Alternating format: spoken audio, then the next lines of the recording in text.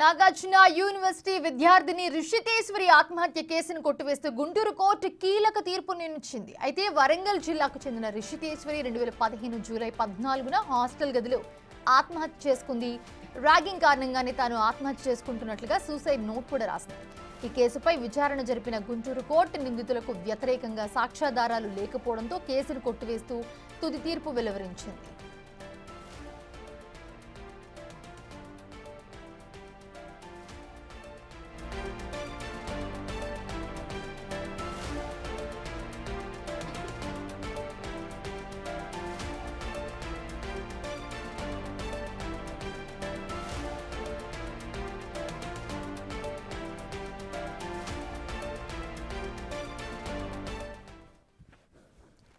రిషితేశ్వరి ఆత్మహత్య కేసును గుంటూరు కోర్టు కొట్టివేయడంతో ఆమె తల్లి దుర్గాబాయి తీవ్ర ఆవేదన వ్యక్తం చేశారు. గత 9 ఏళ్లుగా న్యాయం కోసం పోరాడుతున్నామని, న్యాయం జరుగుతుందని భావించామని, కానీ అలా జరగలేదని కంటతడి పెట్టుకున్నారామె.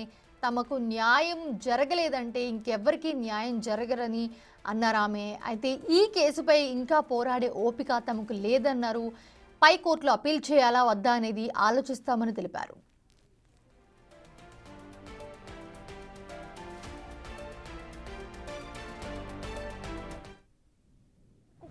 జైలు చుట్టూ ఈ న్యాయస్థానాల చుట్టూ తిరిగాం మేము.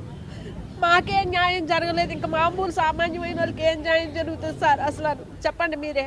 అన్ని విట్నెస్లు ఉండి కేసు కొట్టేశారంటే అసలు ఏం చేయాలో ఏంటో మాకే అర్థం కావట్లేదు. అసలు మా లాంటి పరిస్థితి ఏ తల్లిదండ్రులకి రాకూడదు, అస్సలు రాకూడదు. అంత సంక్షోభాలు 10 సంవత్సరాల నుంచి ఏడ్చిన రోజే కానీ ఏడని రోజు లేదు. ఇప్పుడు కానీ న్యాయం జరుగుతుందని ఈరోజు పొద్దున్నే బయలుదేరి వచ్చాం, కానీ ఇప్పుడు కూడా అన్యాయం జరిగింది. ఇంకేం చెప్పమంటారండి? చెప్పడానికి ఏమీ లేదు. అంతా అయిపోయింది సార్. ఈ రోజుతో ట్విస్ట్ సరి మొత్తం మర్చిపోతారు జనాలు. 170 మందిని విచారించారండి. కనీసం డైరీలు కూడా పరిగణనలోకి తీసుకోలేదంటే చాలా బాధగా ఉంది. ఆ అమ్మాయి రాసిందని ఫారెన్సిక్ ల్యాబ్ నుంచి కూడా వచ్చింది, తనే రాసింది డైరీ అని. అది కూడా పరిగణనలోకి తీసుకోలేదు. ఆడపిల్ల కేసులో ఇంత అన్యాయం జరుగుతుందని ఎప్పుడు అనుకోలేదు. ఏదో న్యాయం జరుగుద్ది అనుకునే వచ్చాము మేము. ఇంకేముంది సార్, ఆలోచించి చెప్తామండి. ఆచార్య నాగార్జున విశ్వవిద్యాలయంలో బీఆర్క్ చదువుతున్నటువంటి విద్యార్థిని మొండి రిషితేశ్వరి 2015 సంవత్సరంలో బలవన్మరణానికి గురైంది. వాళ్ళ తండ్రి గారు ఇచ్చినటువంటి కంప్లైంట్ తర్వాత పోలీసు వారు ఇన్వెస్టిగేషన్ చేసి కేసు నమోదు చేయడం జరిగింది. గుంటూరు కోర్టులో 5వ అదనపు sessions court in charge POCSO court న్యాయమూర్తి గారు ఈరోజు జడ్జిమెంట్ ఇచ్చారు. ఆ జడ్జిమెంట్లో 3 విద్యార్థుల్ని, ప్రిన్సిపాల్ని, నలుగురిని కూడా వీళ్ళు నేరం చేయలేదన్నట్టుగా వాళ్ళ మీద ఎలాంటి ఆరోపణలు రుజువు కాలేదనే నిర్ణయానికి వచ్చి కేసు కొట్టివేసింది. ఇలా కొట్టివేయడం అనేది సరైనటువంటి జడ్జిమెంట్ కాదు.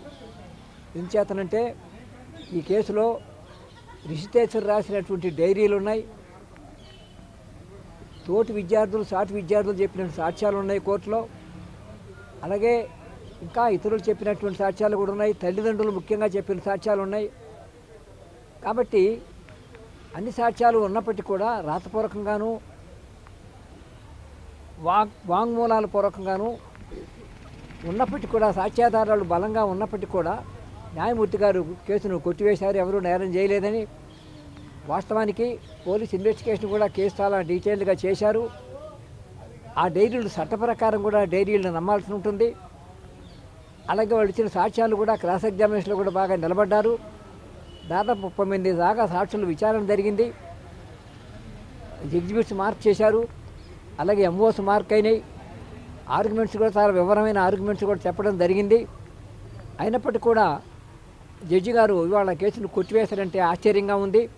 అది కొట్టివేయవలసినటువంటి కేసు కాదు.